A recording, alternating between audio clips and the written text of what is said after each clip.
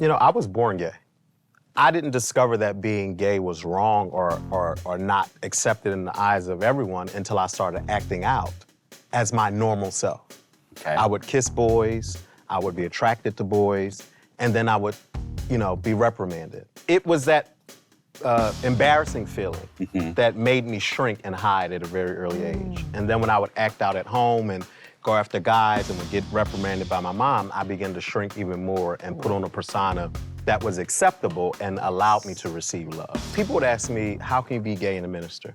I never had an answer. It took me 4 years to get an answer. In 4 years, I wrote this book. In 4 years, I learned so much. So as much as I could continue hiding and whatever I could do to hide, I did. And so many ministers, so many people of the faith walk this walk. Say it again. So many ministers and people of the faith walk this walk. I will never write a tell-all, but if I told all, Oh.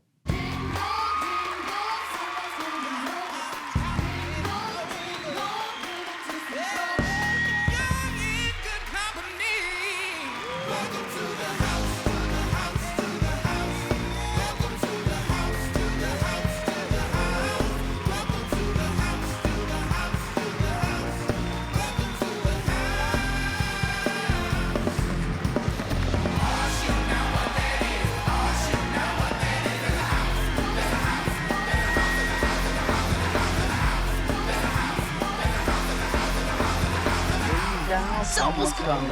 hey, Get What's up, girl? Trump. You look at you. What's up, Sean? Welcome in, welcome in. How's everybody? Excellent. Looking beautiful as excellent. You? Feels like we looking good, feeling good. I can't complain about a damn thing. All right. I'm glad. I mean, I could, but you know, we ain't gonna do it. We ain't gonna do it. But this looks good. What's cooking? Chinese dumplings. This Asian appetizer is a mouth explosion. These pork dumplings are satisfying, savory, and stuffed. After filling the meat pocket, the dumplings are pan-fried and served with the ponzu sauce. I got a question for you guys. When you decided to come out, or when your parents found out you were gay, how did that go down? Like, were you ostracized? Were you demoralized? Did they support you? Like, how did that happen? Mama had a nervous breakdown. Yeah? She really did. I came in from a gay bar, 17, brought my lover home, and was like, "This is," and she is my love. And Mama just had a nervous breakdown. She Wow. couldn't take it. I was supported. You was 100%? You were Totally? Yeah. good, good, good. Would you like to answer? Because it's a bit much for me, actually, right now. All right. I would rather be seated, because it really... Okay, we'll I just thought about it. That's a conversation, And it I got already you. started affecting me. I'm like, I can't even... Okay. I All know. right, no worries. Well, I know. I never came out. I don't believe that is necessary.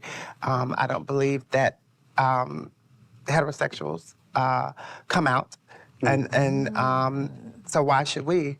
So I don't understand the purpose.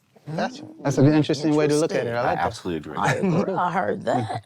Where our guest is coming, Benjamin Carlton, we'll see what he has to say about that. Cool. Yeah. Let me know what he say. All right. Y'all handle these. Okay, thank you. All right, enjoy, guys. Benjamin Carlton is a minister, an activist, and the author of I'm Black, I'm a Minister, and I'm Gay. In 2016, his article in TheRoot.com went viral when he publicly came out as a black gay minister. He opened up about self-hate and the shameful behaviors he imparted to suppress his identity. After reconciling with himself, Benjamin knew his calling would be to build people up and break down discrimination. Benjamin, armed with his MBA of Communications from Florida A&M University, co-founded Be Me Community in Miami, a program which unifies all members of the family unit. His ministerial speeches are equally powerful, with messages of love so authentic and thought-provoking they shift perspectives of those stuck in their vantage point. In 2021, Benjamin launched Stand for Love, an organization to elevate black queer experiences worldwide. Aaron, Looks I good. want to go right to you. I know at the table, we're talking to Sean. Yes, and I think I've settled down, so I probably won't have the emotional reaction, but I'll just give a couple quotes. So there was a different response from my dad and my mom. So my dad, when I told him, his first response was, "You're my son. I will always love you no matter what. Oh. And so that was like the perfect response. And honestly, I view my dad, who's in heaven now, he was a perfect father. Just my idol, my role model, just my hero, you know. But a couple days later, he told me, you know, ever since you told me that, I don't have the desire to brag about you to my friends the way that I used to. And so, you know, that was pretty much like the low point in our relationship. Like I said, I think he was perfect, but that was the low point. And that's what made me emotional back there, because I never dealt with that hurt of feeling like I disappointed my dad. And so, you know, but I think I'm over that. Maybe these tears now are that, but my mom, it has been a struggle from day one for her. It was so bad that I started making jokes about it with my friends. We would take some of her quotes and put them on a wall when I was in college. Because they were just, you know, you just gotta laugh sometimes. You remember any of them? One of them was, I'm not gonna watch you go out of this world ass backwards. And she kicked me out. Wow. Where'd you go? To LA. And I was in homeless shelters, slept on the street for a little bit. I think about being young and having family, you know. So when we say come out, you know, you first of all, you got to come out to yourself. When your mother reacted, as you described at the, how did you respond to her reaction? At that point, what can you do? Start screaming, you know, because you're dealing with your own shame, your own, you don't understand, you're trying to figure it out. So I just started screaming, so now you know, so what, you know, that kind of thing. When you say come out, I think it's something that and I feel you, and that's a wonderful moment, Chris, for you to say. I don't subscribe to that, but we have people around us, and it's kind of like you almost have to tell it to free yourself. Well, I think it's a bit of a catch-22 because when we look at even some of the rates of gay teen suicide and a lot of the angst that happens in young people discovering their sexuality, what has been documented is that the fear is not of how they're going to be perceived by the public as much as it is the fear of how they're going to be received in their families. So it's ironic that when you mentioned kind of the story of your dad, that his then inability to brag on you to strangers, which again was not important to you. So in their minds, it's the idea of protecting you from the outside world, and that their intentions are often to say, I don't want you to have that pain that the world causes to people like you. And so in their protective mode, they then become the oppressors, not realizing that they're not protecting you, but oppressing you.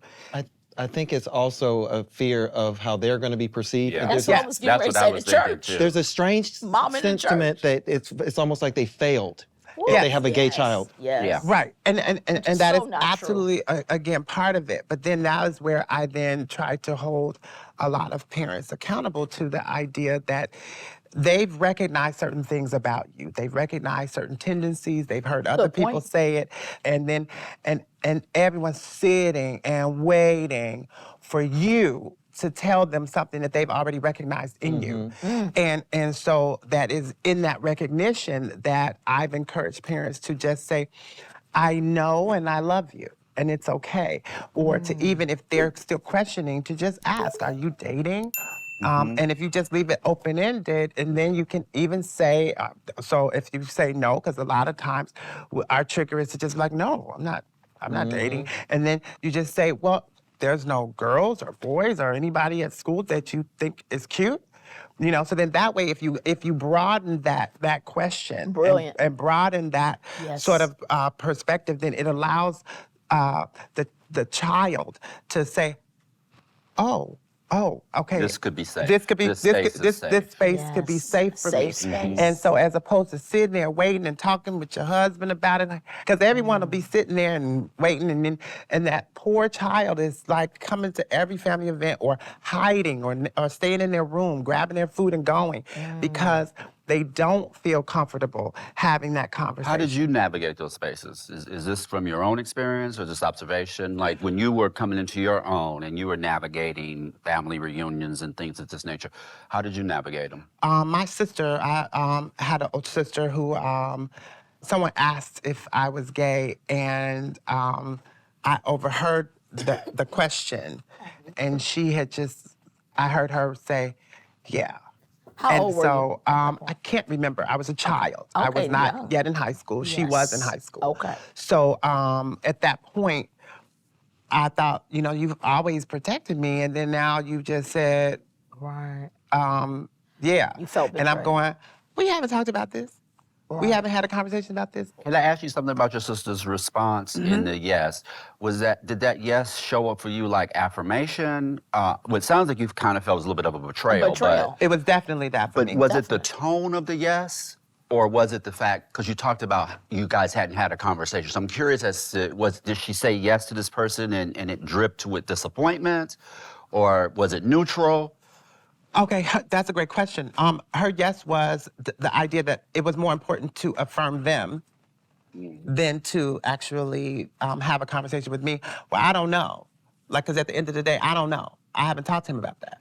So at the end of the day, the idea that you have now defined to a stranger my sexual preferences, you know, just based on... Which ultimately were inaccurate. Yes, they were.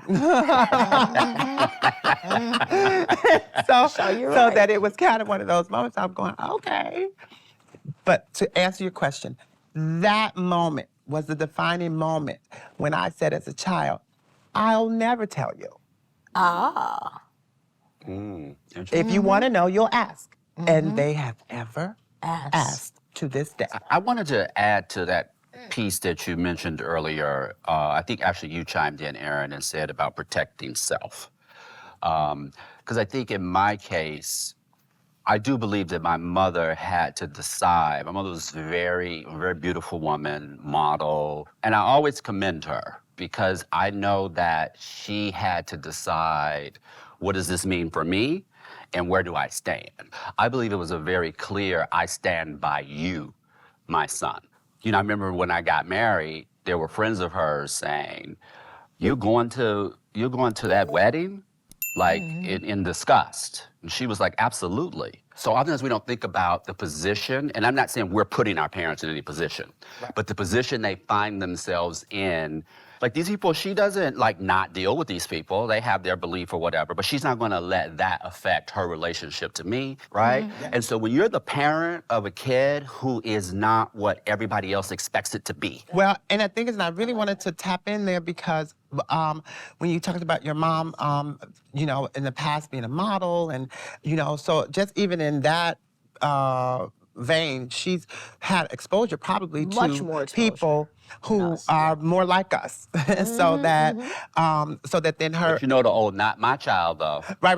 No, I do. But go on. I do. And the thing is, and so with my mom, she was a pastor's wife, so it's going to be very interesting with our guests coming, where I grew up a preacher's kid.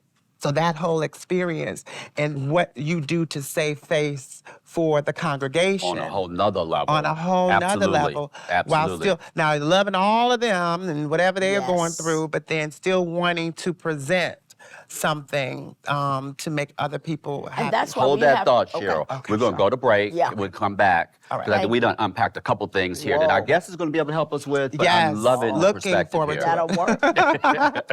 So, Chris, before we went to break, you were talking about being a PK's kid and the pressure that you feel to live into these expectations. When I was growing up, there was more of a notion of conformity, that there was this idea that there was this structures. So then the church Strange. provided that kind of structure as well. And so that for me, I feel like that now what I love about the LGBTQIA+ experience is that a lot of those boundaries of structure have been widened. You know what's And great I think, about that? wait, Go ahead, Cheryl. What Go I'm ahead. thinking you're saying is that people are tired of being in boxes, feeling so restrained inside their hearts. And it's happening on many different levels, not just But sexuality. can I challenge that for 1 second? I don't know that people are tired of being bound like that, because if it's what you knew, it's actually comfortable for some people. Well, the So- reason I say that is because we are living in a new time. And even my generation has to accept that. But I want the current generation to accept that we didn't have these freedoms, Yeah. so that we may be comfortable with the way things work. But here's the problem on some with that. level. If you embrace the box mentality, when you come across a person who doesn't fit in the boxes, you make them feel strange or what's wrong with you, and that's not But fair. then it's not fair that you might make me feel strange. Yeah. So why is your But feeling why would more a person important just than my being feeling? different? Why would this person being different make a person who is more normal? It doesn't feel matter strange? why. It doesn't matter And why. the key is no one's normal. So this, I thought you had really hit I on don't know if something that's good a when real you said, word. because you use a very specific set of words when you said about expanding. And I think if people who are nervous about the expansion can see it as an expansion as opposed to a destruction. Or a Because restriction. most of the time they respond feeling like you're destroying something. And it isn't trying to destroy anything. Right. It's loosening, it's widening. And what Adding- happened? Adding what to what happened? is already what you and already it- have. You and have No, let two me say boxes. this. Guess what? Add My a third box. mother had Absolutely. to succumb. Or I'm not saying. My See, and I mother- love that wait- you said that. wait Oh a my minute, God, hold this on, is let so me good. finish this thought. Because no, he Let me said finish. add more boxes, and I'm just saying Add no. more boxes. Open the box. Yeah. We can be in one box. But let me it's tell you, not about this is what adding all happened these in my separate life. boxes. My mother had to succumb. She had a child that was real different. And I was thinking, and I spoke on this when we went away, was I gay? Was I straight? I was hurting. Anything crazy, anything wild, anything I thought would hurt this person, my mother, who I didn't feel a connect with, I was willing to do. So what's the worst? Oh, I'll be with women. Yeah, that's gonna kill her. Sure, I want to ask you about, oh, darn it. There we go. I mean, good news, our guest is here, but I do want to come back to that. So we have a wonderful guest. Let me get the guest. Oh, I'm not supposed to eat before the guest comes. Look at this. This is Hey, we've been delicious. waiting for you, and Jamaica. you're coming right in the middle of some Do good I have stuff. manners? Welcome, Time welcome. my manners. Thank you. Here, come on, have a Oh. seat. How's everybody Hey, doing? How how are Oh, you? my goodness. Welcome. Good to see you. Good to see you Thank as you. well. Thank So you. this is To the Benjamin, house. Hey, and Minister Benjamin, should we call you? Or Ben Bridget? is fine. Brother okay. Ben. Ben, Okay, Brother cool. Ben. All right. All right. So, Benjamin, you're getting here, right? We're talking about all kind of stuff, but, and we were like right in the middle of this. But one of the things we've been talking about is this idea of institutions and family as an institution, but institutions that have these. Let me let Sean drop plates, and then we'll. Yeah, Thank think you. we're not gonna feed I you? apologize. Wow. You know, feeding a reverend is a blessing. Curry chicken. You'll be in a hurry to cook this Thai curry. Curry chicken is a popular dish in parts of Southeast Asia and the Caribbean. With its unique flavor of savory and sweet, chicken is marinated in Thai spices and served on a bed of rice. So what we've been exploring is this idea of how we felt when we discovered who we were. Whether this idea sometimes is when we discover we were gay or coming out, et cetera. And so when you think back to the earlier times when you were discovering who you were, what was the reaction of those around you? You know, I was born gay. I didn't discover that being gay was wrong or not accepted in the eyes of everyone until I started acting out as my normal self. Okay. I would kiss boys, I would be attracted to boys, and then I would, be reprimanded. What age are we talking here? Kindergarten, Oh, okay. pre-kindergarten. Okay. You know, there was a You kid was really fast. Very. Okay. I started Don't out the sound gate. like my mama. Started out the gate Fast. fast. I was being grown. I was being grown. I was being fresh. Okay. You're being okay. fresh. Very early Mama age. said that. Fresh. I didn't see it. It was just innate to who I was. This young guy, pre-kindergarten, we'd always be the last two on the van getting dropped off. And we started playing this game where if we hit a bump or something, we'd fall on top of each other. Oh. And so, I mean, we could hit a bump, it could rain, whatever. And that's so creative. we I hit a love big bump, and he fell on top of me, but he didn't get off, and he started humping. And I was like, oh, I like this. And I humped back. And that was our game. I mean, a fly could have fell in the window, we fell on top. Our van driver was like 8,000 years old. So by the time he got out the van to walk to the back, we, you know. Still hump. And so, still. And so I kissed one of my guy friends in kindergarten. And all the kids bust out with, ooh, you're nasty, I'm telling, you're gross. And I was embarrassed. It was that embarrassing feeling that made me shrink and hide at a very early age. And then when I would act out at home and go after guys and would get reprimanded by my mom, I began to shrink even more and put on a persona that was acceptable and allowed me to receive love. What was the reprimand? Like when you say we're reprimanded, what kind of messages were you getting? So I don't know why I decided to act up at family events. But everyone was at, I don't know if I was like audience. safe. Right. I'm safe, they won't kill me, let me. And so, party at my house, and I go in my sister's room, and I put on her patent leather heels, which were too small, but they gave me elevation. And I came prancing out the room, and one of my aunts said, ooh, Gilda, look at Ben Ben. And everyone looked at me, and my mom's face was embarrassed, disgusted, anger, all in one. And I knew, ooh, I did something wrong. Aaron can relate to that, can't I she? sure can. And she spanked me back into the room. Wow. Aaron, how can you relate to? Just, I had a similar experience. I was an adult though. I was like, I started wearing heels. I wanted to just be rebellious. I'm like, I know I'm not supposed to, but I want to. And I was like, I don't want to hide. I want to do it openly. So I walked into the room with my parents there. I said, guys, look at this. This looks great. And the look on their face was like, there was vomit all over me. Yeah. It was like, ugh, like they couldn't even look at it. It was, I will never forget that look. And I know, so Where do you go from that when you're getting those messages? You said you started to shrink. Yeah, So how did that I want to know inform who what you you do when became? you got back in the room. You got spanked all the way back to the room, you said. What did you do then, too?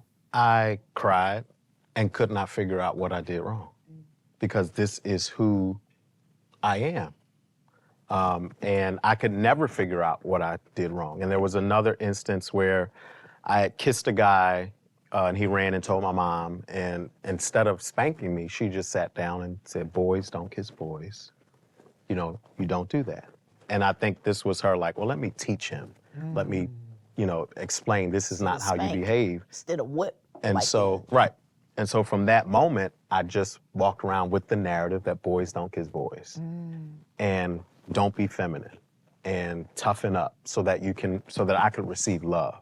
Yes. And so that's what it did. I morphed into someone who I was not so that I could receive love from the people I love the most. I wish I would have had therapy when I came out. I didn't come out till I was 30. And by then I had built a national profile. I'm this minister, you know, and I had condemned homosexuality as a minister for years and told people they were going to go to hell. And so... And inside knowing, inside yourself. I mean, the biggest queer. I guess that's so compelling because you, I mean, you in kindergarten kissing folks. So the idea that then you now are condemning people in church, what was that shift? Like, when did you decide that it was not only wrong for you, or was it, but it was definitely wrong for others? Building the pattern of adjusting like a chameleon, adjusting to be loved and accepted. And so I didn't grow up in a religious family. I started going to church at age 12 with a relative of mine, and then eventually my family started coming along. But when I realized that this was the pattern, behavior, it was orthodox for you to condemn the weakest or the least of these, which was the gay community, I joined right on in for that love and acceptance.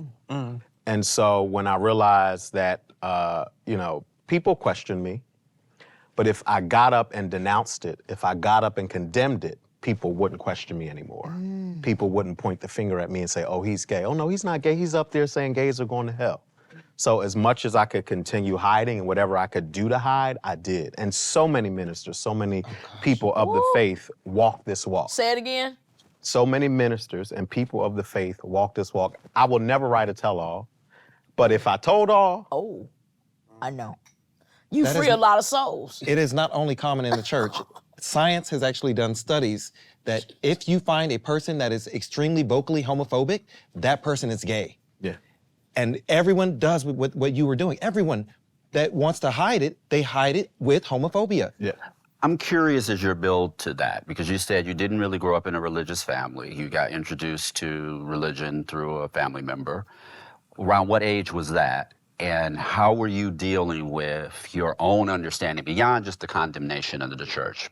But how were you dealing with this conflict this conflict between who you were, what you were now learning, and then the decisions you were making to embrace this idea? I get the love was the motivation, but what was the struggle in that process, if any? Well, I'll start by saying the calling has always been here. I would play church as a kid. I would gather my friends in the yard, and I would just start reading Genesis and preach. And so I always, I know some of us look like monkeys, but I don't think we evolved from monkeys. I believe that there was something bigger. Baby, who Right. birthed the monkey? Who, That's who what I made want the to know. monkey? Who made the Right. monkey? And so my curiosity was always, there's something bigger than I. And understanding the condemnation that came from religious doctrine, I started to adopt the notion that this was something God could deliver me from. I see. This was a sin that God could heal me from because I was not exposed to other homosexuals. I wasn't exposed That you to, knew. that I knew, the queer community. And so when you're surrounded by narratives that tell you you're less than, when you're surrounded by narratives that tell you that you are a mistake, when you're surrounded by narratives that speak to your inhumanity, you start believing it and you adopt it. And so I believe that God would eventually heal me. Even the guys that I would mess around with, we all would say, okay, we'll grow out of this one day. So were you having sex with men while you were condemning the community? I would condemn on a Sunday and be in bed by Sunday night. Yeah, I heard that. And how long did that go on? Years, Really? years. I've been in ministry since 13, 14. Oh, wow. And I did not come out until 30. So when you think back to, I would imagine hundreds of people, or if not more, who have sat in your pulpits and listened to your message, and now that you're on the other side of that, what are your thoughts about how you have impacted them? Well, one, I'm so vocal now because I believe since I spent years tearing down the community, I need to be dedicated to uplifting the community and uplifting our message. Two, I'm willing to have a conversation with anybody who I've hurt, harmed, offended, because we have to own our ignorance. We have to own our mistakes. And it took me a while to Before you finish, forget. hold on. We're going to just take a quick break. Okay. Okay, and then we'll be right back because we want to hear more of this. And you'll get a chance to eat a little bit. I If know, you Yes, I like. know. please. Right. But Before it gets what a great conversation. Okay. Wow. Wow. Respecting your honor. We were just talking about our wonderful, especially in the Black community, religion. And I always say, before we get to us, we have to start with the Pope who hid the Oh, I better not say that. Because we have to think about, seriously, cancel culture is a part of our world now. But your thoughts on what the Bible did to us early on and religion did to us early on when we were on the enslavement plantation. Any thoughts on that? Enslaved, I didn't say slave. We ain't slaves, we kings and queens. What's your take on that? Well, everybody wants to talk about everything concerning slavery except the Bible. Ooh. We want to deconstruct this and deconstruct that and get over this and get over that and heal from this and heal from that. But nobody wants to heal from the religion that was literally forced down our throats brutally. We had no choice but to serve the God of the master. You know, we, because we are part of our ancestral DNA, used to celebrate two-spirited people. And so colonialism, whiteness, went around the world and said, you're savages, And the way that you're living is inhumane, and you're going to serve God like how we serve God. Now, this has nothing to do with the validity of Jesus Christ. Okay. This has nothing to do with the validity of the Son of God. But how we got to the story and message of the Son of God is absolutely important. People don't know about the Council of Nicaea, where literal white men decided what went in the Bible. Do you know women wrote books? But yet we don't know their story. And women tell the best stories. So how come we don't know what women say about Jesus? And what women have written about the life of Christ? Because men decided what would go in this Bible. And the first thing that tells me there's something wrong with our traditional Christian religion is the fact that God is Father, Son, and Holy Spirit, and all three of them are male. Absolutely. Why is there not a female deity? If any religion that doesn't have a female deity, there's something missing. The first thing I tell people is to figure out who God is for you. If God is an entity based on someone else's experience and journey, then you are worshiping somebody else's God. Who is the divine to you? There's no way God is done telling God's story. And God is actually a word that just came about. God wasn't even used thousands of years ago. And man has put us into boxes and said you ought to worship this way, when African spirituality says God and the divine is a part of everything, not just for a Sunday service. Do you use the Bible? Yes, I use the Bible. Why? I use the Bible because of it is the source of Jesus' story for me. And just like with any book and any information you get from mankind, you have to determine what you will accept and what you won't accept, right? Because when people talk about homosexuality in the Bible and it condemns this, first of all, I'll take them down a history lesson. Homosexuality didn't get entered into the Bible until 1946. There was another council of white men when they were developing the Revised Standard Version of the Bible who changed words like masturbator, pervert into homosexual. So why use a book that you clearly, based on what you just described, has questionable inception roots, has questionable translation roots, revision roots? Why build a ministry on something that has been used in such an, I know it's been used in some positive ways, but the narrative you just laid out, I go, how do you reconcile that? Because God's intention compared to man's action does not determine how I receive something. God intended for the story of love to be shared in many different forms, whether it's Allah, Jesus Christ, Buddha. I just choose to follow the story of love that is in the Bible and reject anything that is counter to love. You know, in the Bible, if your child had acted up, you could stone them to death. That is counter to love. In the Bible, they found a woman who was caught in the act and wanted to stone her. Jesus said, he without sin cast the first stone. People stick to that. I stick to, well, if she was caught in the act, was she caught in the act by herself? How come they didn't bring the man out? So I reject that. But do you teach? Because at this point, it's sort of like having a book, and I'll just take it to sort of theology and the idea of the study of religion. And so if you're teaching this to others, how do you use a tool that in its entirety you don't agree with?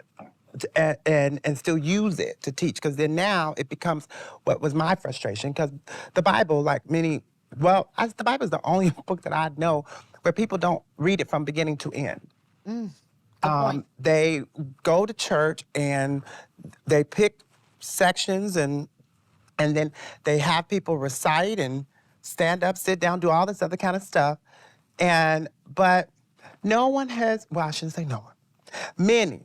Most people who are followers have not actually started that book from the beginning to the end. And as we know, just from Little Red Riding Hood, if you just pulled out that part when the wolf was in Grandma's clothes, and you start there, you don't know why the wolf was in Grandma's clothes. But if I do a whole sermon around why is the wolf in Granny's clothes, I can make up whatever I want to say around why the wolf was in Granny's clothes. But And that's what happens. People pull out segments that are comfortable to them, leave out the part that's uncomfortable to them, and then create a whole learned moment around it. And it sounds a little bit like that's what you're alluding to. And I want to just clarify because again, if you're using a tool that in its entirety can't be effective, but you have to decide, then how does that affect your teaching? Well, one, And I it's coming stand from a preacher's child. Yeah, I stand on this principle. Jesus said, love God. Actually, was the greatest command of all. Jesus said, love God with all your heart, mind, and soul. Love your neighbor as you love yourself. And you can hang every other law on those two things. That's the only thing I live by. I'm not telling you what to wear. I'm not telling you who to sleep with. I'm not telling you what to drink. I'm not telling you what to smoke. That's none of my business. People have made governing other people's behavior their business. That's not God's business. God is not intrusive in that way. We're going to go to break, and when we come back, we'll pick up on this. Okay. So before we went to break, I was about to talk about this church, but Aaron, I think you had a question you wanted to ask, so why don't we do that first? Yeah, I just wanted to make a point about the Bible conversation before we moved from it. You asked, why do you use the Bible knowing that it's flawed? I strongly believe that the misogynistic world that we live in stems from the Bible. The belief that God is a man, it teaches every little girl that a man is above her. And I believe that it affects everything that we do in the same way that the Bible is used to beat the gay community. You know, it also beats women. And so many of us are raised in it and we just embrace it. And so one thing I learned is that the earliest Christians, they called the Holy Spirit Mother. And so that was a part of the Christian faith at one time, that there was a female deity, that people could see themselves as divine. And that was removed. Yeah. And a part of that, as we talked about slavery and blackness, is we have developed whiteness as the standard.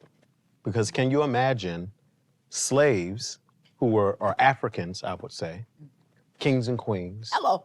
mothers and fathers, doctors, scientists, because all of our great inventions here stemmed from our brilliance that stems from home. And everyday people. Yes, everyday people. I just want to say that too, because we always go kings and queens, because that's also establishing a hierarchy too, like, because everybody wasn't a king or queen. I'm a They queen, weren't, no, but but we it's all a, are. the point of it is to everyone no, isn't I just say no, internally. everyone isn't a king or queen. In my mind, But what it suggests is that if you're not a king or a queen, like we always hold up the king-queen thing. That's fine. There were kings and queens, and then there were everyday people too. They were that everyday black, people, but the that got point snatched of up. that narrative is to say, is to keep people from thinking we were just slaves.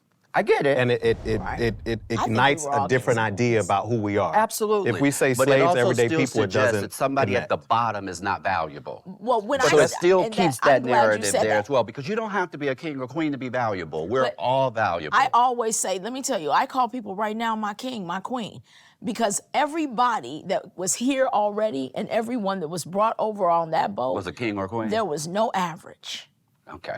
So, Yeah, so nobody was that's that. another show. Okay. We can But Okay. And also So- notice how we always put the male first, king and queen, instead of queens and kings. I agree with that too. I hear It really is just about everybody's valuable. Right. Everybody's That's right. valuable, and I get you That's gotta right. you gotta fake it till you make it. And you make it. Oh, I'm a king. I'm a queen. Everybody ain't no king or queen. Yes. Oh, So to me they are. Well, great, Cheryl, but that they are to you, but they're me. not. I Everybody's hear you. not a king or Well, queen. that's Everybody's not a just- princess. no, Everybody's this is not. what I- They're this is not. what I'ma say. These people running Who- around here delusional, And listen telling to them I'm a this. princess. No, you're not. No.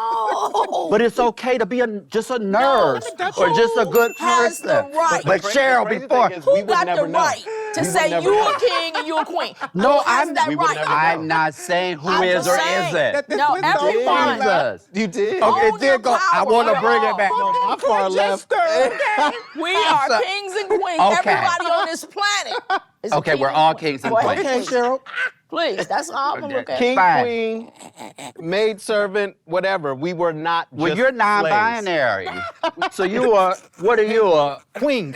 queen? Okay. See, so there we but before we, no, I want to, but before, Come on, I baby. want to go to the church. Okay, I want to we go on back our to the good church. behavior here at the house. Can we go back to the church? Yes. Well, All right. And just let a me- quick correction. I like the term pangender as I'm opposed sorry. to non-binary. I'm sorry. I'm both genders. Pangender, that's both right. genders. That's what Okay. that means. Well, let me Note it. I won't make that mistake again. It's just small. And thanks for the We correction. at the house. Listen, I'm at the house too. My I family know. is just like this, and I Oh, love Lord. it. Okay. I love it. I'm Benjamin. You see, I didn't shrink. Benjamin. Okay. Benjamin. I hold my own. Benjamin. Yes. Okay. There we go. Okay. Well, let me just finish the statement Okay. that we developed whiteness as the standard because our God was white. Ooh-wee. And so slaves were praying to a white God to save them from white people. Kings and queens were. Tell me where the sense in that makes. So I got to your you. point where women have seen men as the king, we as black people see whiteness as the Absolutely. standard because that was the God given to us. But back to the You're church. right. The American standard is whiteness and maleness. Absolutely. Yes. Period. Child, that's all over. Well, So European. we standard. know that. We all Heterosexual. know that. Heterosexual Yes. white Heterosexual male. white man Right. is the Got is it. the God of America. We got it. Yes. Okay. Now at the church. Yes. Where, so I was talking about this LA church, right? Where, it appeals to queer people. Yes. Who have that cultural experience. That's what triggered it for me when you were talking Yes. about it from a cultural perspective. Who have that cultural experience, who have left the church because of the condemnation and other negative experiences associated with the church, right? Yeah. So it made me think about the work you're doing today, whether or not you made a decision to leave the church at any point, how you came back, and what you're doing consequently. And is it reconciling space, or is it something else? So in 2012, I left the church. I met with my pastor, who's a great friend of mine, Derek McGee, mentor, brother. And I said, listen, I have served God for nearly my entire life. I've gone to the hospitals, I've prayed for people, they've been healed, I've mentored the youth, I've done all of these things, and God still hasn't answered me about me. I pray for everybody else, they get it. I pray for me, nothing. So I'm leaving. I'm not gonna do any more ministry, I'm stepping down. And he said, brother, go ahead and leave, but whatever you do, don't leave God. Oh. And so for years, I went on an exploratory journey of trying to find me in the context of what it means to be a man of faith and queer. And that is why I established Stand for Love, because of all my studies, I understood that love is the principal thing and love is the principal matter. And no matter how you show up, if love is your guide and love is your key and love is your standard, you will be all right, because that's what Jesus said. Love God, love people, you'll be all right. The law of love. That's what it's called. How about loving So people let's, that don't love on you? the law of love, I That's want to strong. break on the law of love. Okay. Yeah. And when we come back, we'll get more into the organization and the great work that you're doing. Great. Okay? So you Go know on what? there. I saw something on your website. It was a YouTube video of you speaking about something that I have not heard anyone address anywhere. And I think it was one of the most important things I've heard anyone say. You started with saying, the quicker we get away. Oh, sorry, Sean. That's all right. And I was listening. It's in-depth conversation. Fried milk and fortune cookie. This portion reads, you must try this fried milk. And these homemade fortune cookies mixing cornstarch, sugar, and milk together. Enjoy, guys. Thank you. You're welcome. Thank you. So if you could, if as much as you can remember, you started with Yeah. the quicker we get away from humans being viewed as male or female. And you just went on from there. Yeah. So people would ask me, how can you be gay and a minister? I never had an answer. It took me 4 years to get an answer. In 4 years, I wrote this book. In 4 years, I learned so much. And what really made me upset just about mankind, about family, about churches, I was like, wait a minute. 1 in 1,000 people on this earth is born both male and female. So how dare you tell me that it's only male and only female? When scientifically, millions of people are born and can choose how they want to show up in the world. This is not faith, this is not my feeling, this is scientific fact. And in years past, doctors would make decisions for parents and not even tell the parents. Or parents would make decisions for that human being and not tell the human being, hey, you were born both male and female. And we decided to make you female. We decided to make you male. We decided to give you the surgery. And that really infuriated me because there's so many definites about who we are when science supports something totally different. And so the quicker we get away with blue and pink, male and female, straight and straight, the quicker we will get to a place where we can live harmoniously honoring each person that shows up in the world, how they choose to show up in the world. What's the name of the book? Beautiful. I'm black, I'm a minister, and I'm gay. 7 reasons why living in your truth won't send you to hell. And people wanted me to get rid of the hell part, and I said the hell is what scares people into picking up identities and ideologies and beliefs that are counter to who they are. Which has you living on earth in hell. Yes, hell on earth. Let me see that. Hell on earth. To be here and not fully be able to express who you are is literal hell on earth. Is there a reason that you chose that order to be black, minister, and gay? Is there a significance to that?